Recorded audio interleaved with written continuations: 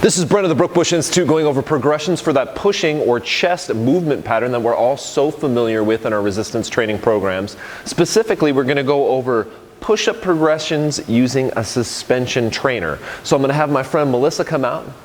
She's going to help me demonstrate the variations and progressions that we do.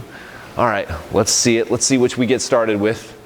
And right off the bat, I want to make this point. I see this way too often with suspension training. People go into a push-up, and rather than the suspension trainer being in line with their arms, they get out here, which creates a force vector into flexion, which causes them to need to use some of those extensors and internal rotators of their shoulder to maintain this in this position. They're actually pulling down against this.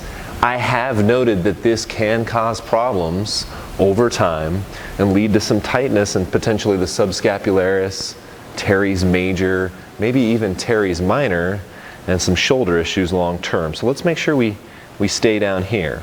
Now beyond that, this is still a push-up. We're still going to use the same form cues, the same postural cues, the same kinetic chain checkpoints we've used for every other exercise we've ever done. Melissa's head's going to be back and her chin's tucked so that she has that nice lordosis in her cervical spine. She's going to be drawn in. I'm going to have her tuck under a little bit because I know Melissa has a tendency to go into an anterior pelvic tilt. I actually want her to protract. Another mistake I often see in push-ups is people get a little lazy in their scapula and fall back into retraction. I actually want protraction at the end here. Quads locked out.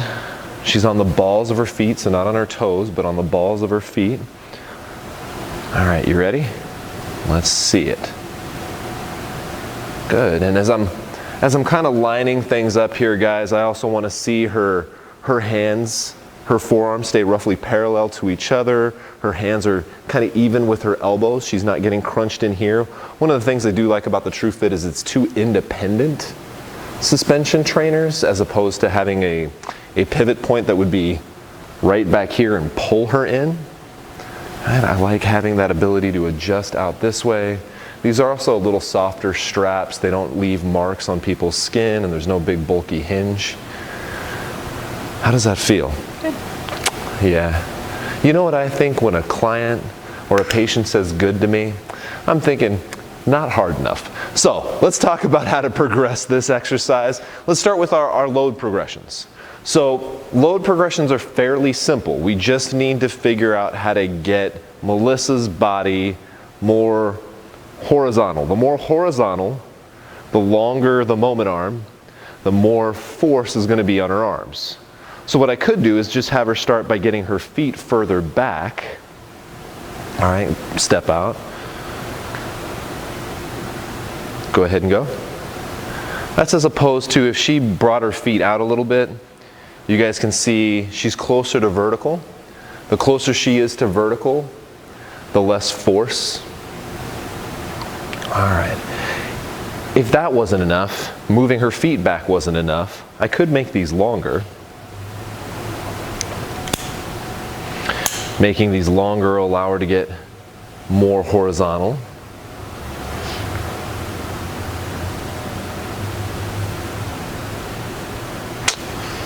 Push all the way out for me.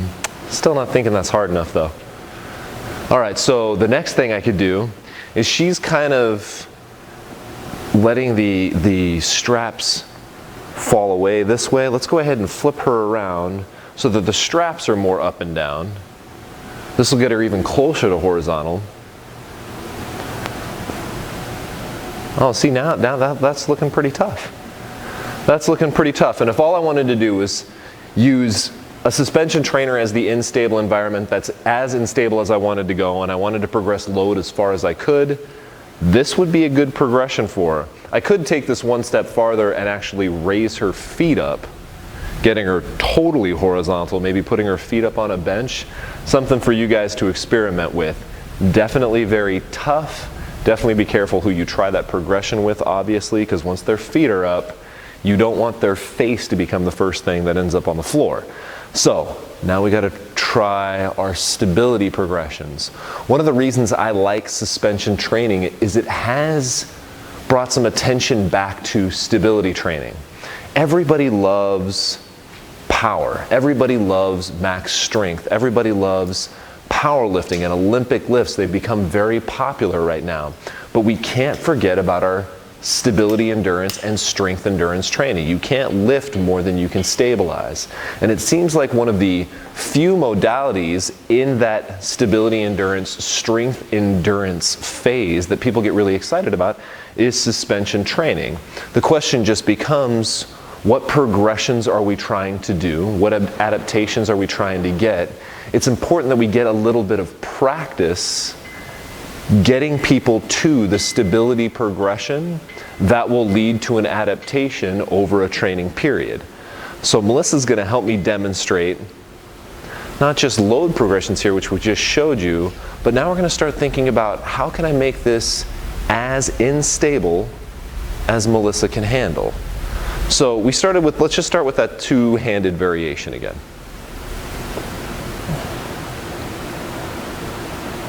All right, so we see this is fairly stable for Melissa.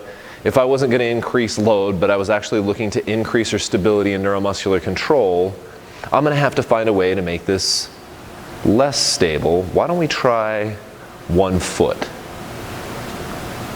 I got to warn you guys, unlike the row progression, if you've already watched that video, these little changes in this exercise progress really far, really fast.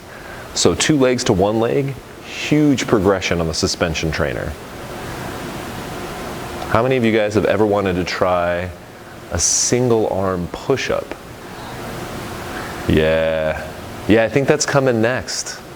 The nice thing about a suspension trainer though is think about what I was saying about load. The more horizontal you are, the more load. The more vertical you are, the less load. So you can actually start off fairly vertical and work on your 1-arm push-up with a fairly small percentage of your body weight. And what I like about this is you'll notice huge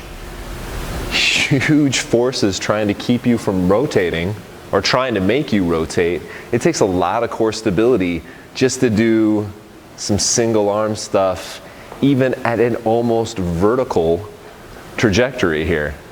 Pretty tough? Yes. You want to try 1 arm, 1 leg? No. I got to admit, guys, we have tried 1 arm, 1 leg. Melissa and I were both fooling around before we took this video.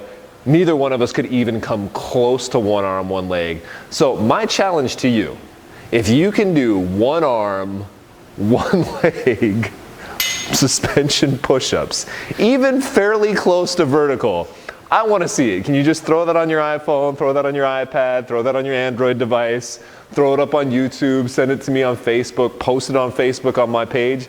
I would love to see that because that progression is crazy. Now, a real progression. Let's just go back and show one more thing we can do here.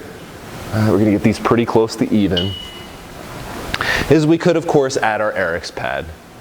So just going from 2 foot to 1 foot unstable, or even 2 feet unstable with 1 arm, is going to be a pretty big progression. So Melissa here is going to try 1 foot on the Eric's pad using both arms. Really, really tough.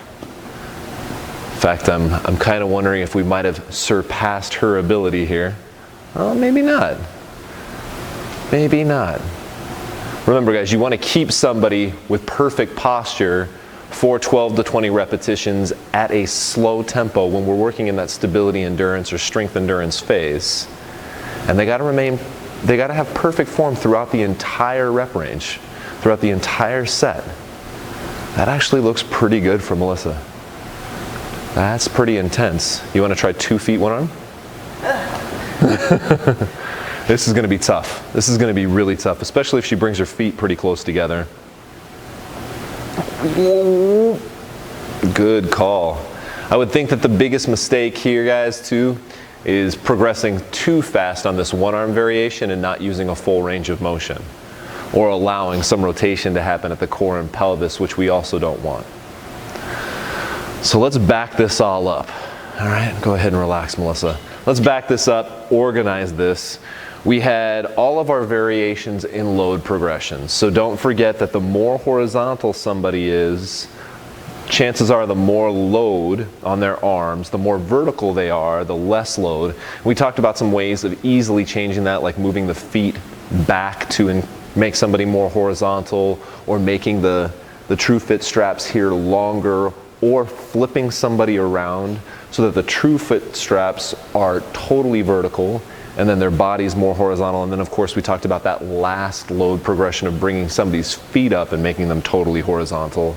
And then we had all of our stability progressions, and a little warning when it comes to your pushing progressions, the jumps are a little larger than some of our other suspension exercises. So when we go from 2 feet to 1 foot, on a push motion like this, it's a big jump, and it's going to be very challenging. To go from 2 feet, 2 arms, to 2 feet, 1 arm, huge challenge. But if you've ever wanted to work on your single arm push-up, suspension training is one of those things where you can take the percentage of your own body weight that you're using and bring it way down. And then of course we talked about adding the Eric's pad. As I've talked about in several other videos and talked about earlier in this video, guys, don't forget to practice your stability endurance, strength endurance training. You can't lift more than you can stabilize, and I think a lot of people skip this phase of training, that 12 to 20 reps where we work on coordination and more complex exercises, because they think it's not exciting. But really the only person keeping it from being exciting is us as professionals. We have to practice. We have to come up with new ideas. We have to come up with new routines to challenge our athletes, to challenge our clients, to challenge our patients, so they'll stick with this, keep working on stability, hopefully over time reduce their risk of injury, increasing their neuromuscular control. I hope you guys enjoy these progressions. I hope they're a huge challenge. I hope to get a few videos of the single arm, single leg push-up. That would be awesome. Send those to me on Facebook. I'll talk with you guys soon.